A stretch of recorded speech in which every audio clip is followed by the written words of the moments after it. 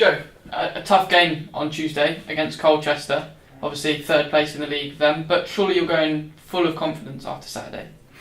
Yeah, a good side up there for a reason. They play some good football, but as you just touched on, it was a great result. Saturday going all that way, and the performance, especially the first half, I think was something to build on, and we'll be looking to do that in front of a good crowd here tomorrow.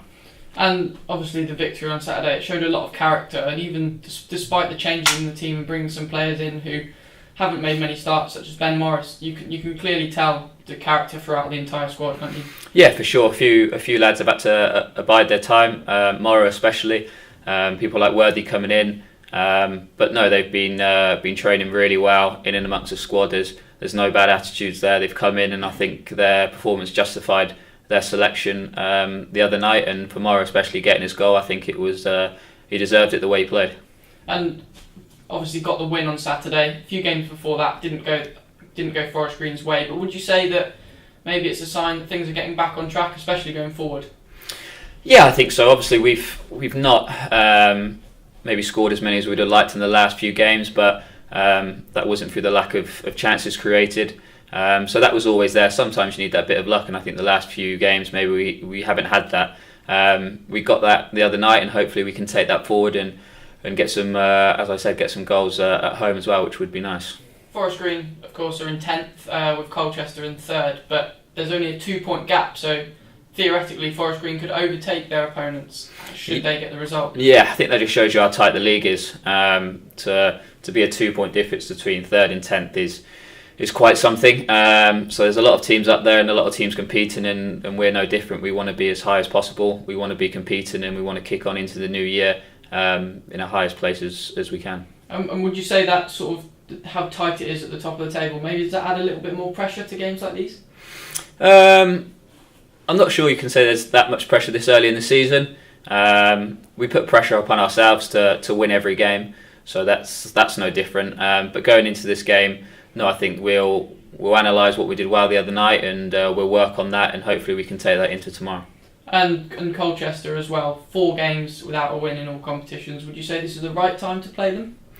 I'm not sure, because you could have said that to Carlisle before we played them. So no, I wouldn't say it's necessarily the right time to play them. But as I said, we'll be focusing on ourselves. We'll look at their game from the other day and focus on what we can do and where we can impact our players upon them, and we'll try and execute that tomorrow.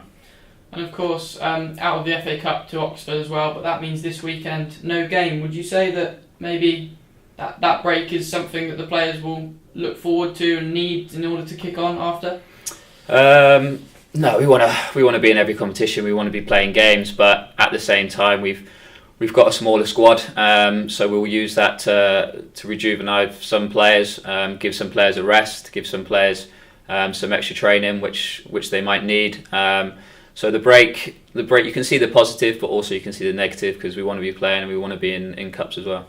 But would you say, in terms of the tough run of fixtures we've had recently, as well as the injuries to the likes of Shepherd and Grubby, would you say that maybe the break has come at the right time for the club? Yeah, I think so. It will give a few players, as I said, that bit of extra time to get back up to speed. It gives Grubby a few more days closer to getting back. It gives Shep a few more days closer to getting back. So no, I think it's a good time to come, because we'll have a mini break, and then we'll go and hit hard again for Christmas and the New Year.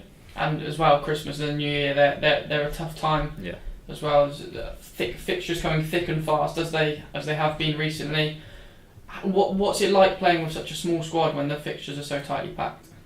Well, I think you've got the small squad, but at the same time, you look at the bench the other day and you see quality on that bench. So you don't take your place for granted. You know you've got to work hard. You've got to come in and train hard every game.